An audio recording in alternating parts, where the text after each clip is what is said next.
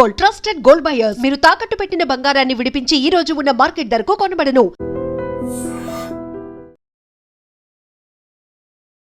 కృష్ణచంద్ర గారు నమస్తే సార్. నమస్తే అండి. సార్ ఏం జరిగింది అంటే ఇప్పుడు మీరు ఫైట్ చేస్తున్నారు, ప్రత్యూష మరణం ఆత్మహత్య కాదు అని ఫైట్ చేస్తున్నారు.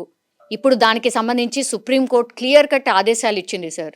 సార్ ఈ కేసుకి సంబంధించి డీటెయిల్స్ కొంత మీరు చెప్పగలుగుతారా సార్? మీ ఫైట్ ఏంటి, ఏం జరిగింది అనేది కూడా. అంటే యాక్చువల్లీ అయితే ఇది 2002లో జరిగింది మేడం. సార్ 2002లో జరిగినప్పుడు అలిగేషన్స్ వచ్చినాయి మాత్రం కొంతమంది మీద, దొరికింది మాత్రం ఒకే వ్యక్తి యాక్చువల్గా. ఓకే. సో అంటే ఎవిడెన్స్ లేకపోవడం వల్ల వాళ్ళందరూ ఏం చేయలేకపోయింది, కోర్టు ఏం చేయలేకపోయారు ఎవిడెన్స్ లేకపోవడం వల్ల ప్రాపర్ గా. సో యాక్చువల్ అయితే రేప్ అండ్ మర్డర్ అయితే మేము చెప్తుండే వాస్తవం. అది యాక్చువల్గా ఫస్ట్ ఎవరైతే డైరెక్ట్ గా బాడీ చూసి పోస్ట్ మార్టం చేశారో ఆ రిపోర్ట్ ని కౌంట్ చేయకుండా, బాడీ చూడకుండా just paper cuttings, just FIR అవి కలెక్ట్ చేసుకొని ఇచ్చిన రిపోర్ట్ ని కౌంట్ చేశారు. సిబిఐ కోర్టు కావచ్చు, సెషన్ కోర్టు, హైకోర్టు ఎవరైనా. సో ప్రైమరీ స్టేజ్ లోనే ఈ కేసును మాక్సిమం తొక్కేశారు, ఎవిడెన్స్ లేకుండా. ఓకే.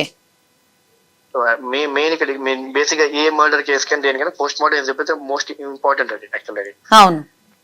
సో దాన్ని లేకుండా చేయడం వల్ల అక్కడ నుంచి నీరుగార్చడం మొదలుగా చేశారు. అక్కడికి మనం చాలా స్ట్రాంగ్ ఫైట్ ఇచ్చాము. అంటే మదర్ చాలా కొట్లాడని చాలా ఫైట్ ఇచ్చారు అక్కడ. సార్ ఫస్ట్ నుంచి కూడా మీరు అంటే గ్యాంగ్ రేప్ జరిగింది అనేది కదా మీ వాదన ఫస్ట్ నుంచి కూడా సార్? మల్టిపుల్ పీపుల్ ఇన్వాల్వ్ అయ్యారని చెప్పానండి. సో కానీ దానికి ఇందాక మీరు చెప్పినట్టు దానికి దేనికైనా కోర్ట్ అంటే మీకు witness and evidence important. So దానికి ప్రాపర్ ఎవిడెన్స్ అవన్నీ స్టార్టింగ్ లో లేకుండా చేశారు కాబట్టి ఒక వ్యక్తే దాంట్లో కనిపిస్తున్నాడు కల్ప్రిట్ గా యాక్చువల్ గా. సో అక్కడ నుంచి చేసుకుంటే సెషన్స్ కోర్టులో మీకు అతన్ని మాత్రమే కల్ప్రిట్ గా తీసుకొని సెషన్స్ కోర్టులో 5 years ఇచ్చారు. సో దాన్ని ఛాలెంజ్ చేస్తూ మనం హైకోర్టుకి వెళ్ళాము. హైకోర్టులో ఇంకా తగ్గించేసి దాన్ని 2.5 years చేశారు. సో ఇక్కడ ఏకంగా ప్రాణమే పోయింది, తగ్గించేశారని చెప్పి దాన్ని మనం సుప్రీంకోర్టులో అప్పీల్ చేశాం. అప్పీల్ చేస్తే 2012లో అప్పీల్ చేశారు మదర్.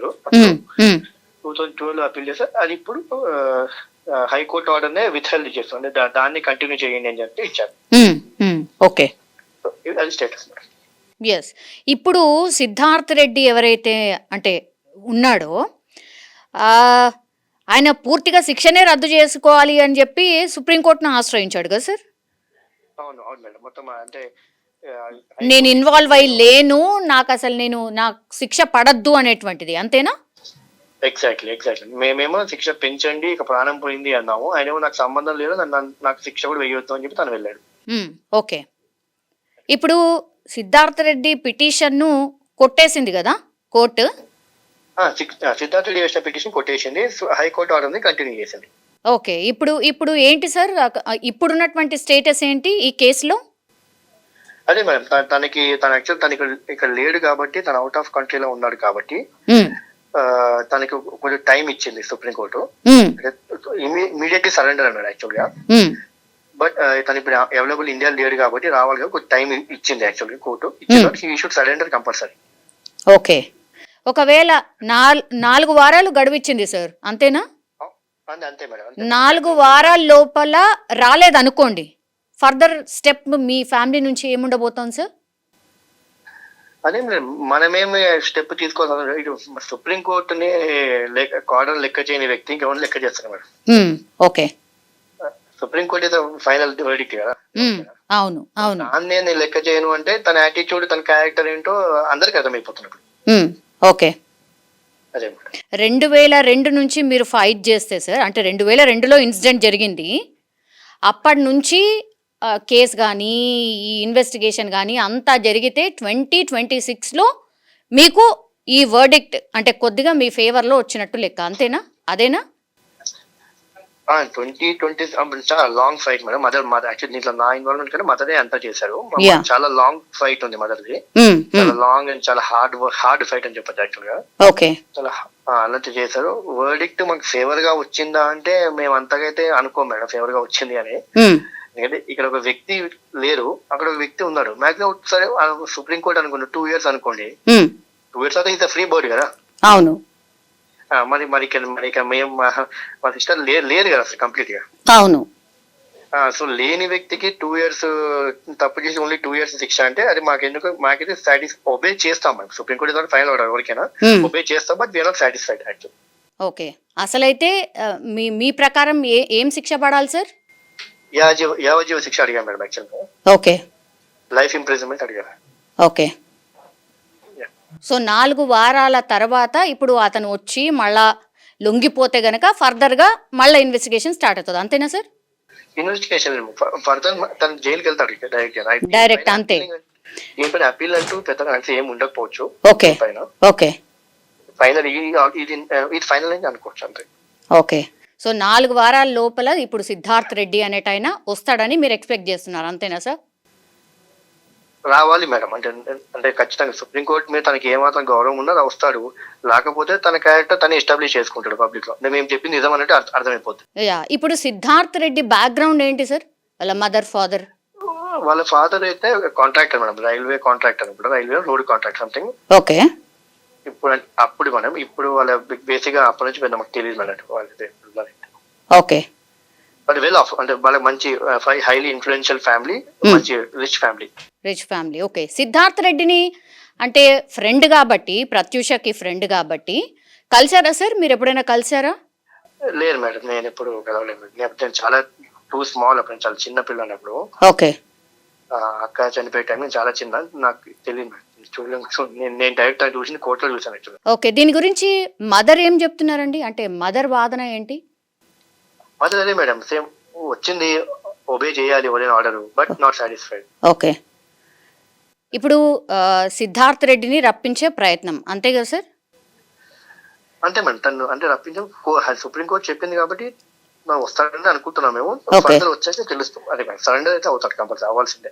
ఓకే, ఇప్పుడు సిద్ధార్థ్ రెడ్డి మీ మదర్ని ఎప్పుడైనా చూసారా? మీ మదర్ ఎప్పుడైనా చూసారా సిద్ధార్థ్ రెడ్డిని? నాకు తెలిసి ఒక వన్స్ అలా చూసుంటారు మేడం, 1 time అలా చూసుంటారు. ఓకే, అంతే. అంతకుమించి పెద్ద ఇంటరాక్షన్ ఏం లేదు మేడం తనతో మనకి పెద్దగా. అచ్చా, ఓకే సార్. ఎగ్జాక్ట్లీ అంటే మీ హౌస్ లొకేషన్ ఎక్కడ sir? Manikonda madam. Manikonda. Sir can you please send the location please? Sure send చేస్తాను. కానీ మీకు కొద్దిగా అంటే చాలా మంది ఉన్నారు, మీరు కొద్దిగా వెయిట్ చేయాల్సి వస్తుంది. లేట్గా వస్తే better. Yeah sure sir, thank you. Okay. Yeah.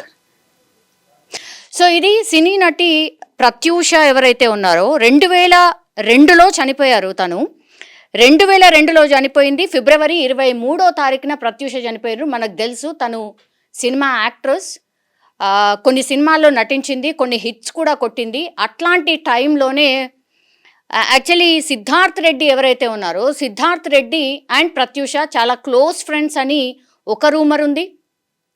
లేదు, వాళ్ళు త్వరలో పెళ్లి చేసుకోబోతున్నారు, వాళ్ళు లవర్స్ అని ఇంకో రూమర్ ఉంది. వాళ్ళిద్దరు కలిసి కూల్ డ్రింక్లో మత్తు మందు కలుపుకొని ఆత్మహత్య చేసుకునే ప్రయత్నం చేశారు. అందులో భాగంగానే ప్రత్యూష చనిపోయింది, సిద్ధార్థ్ రెడ్డి బయటపడ్డాడు అనేది ఇంకో వాదన ఉంది. కానీ ప్రత్యూష వాళ్ళ మదర్ వర్షన్ ఇంకోలా ఉంది.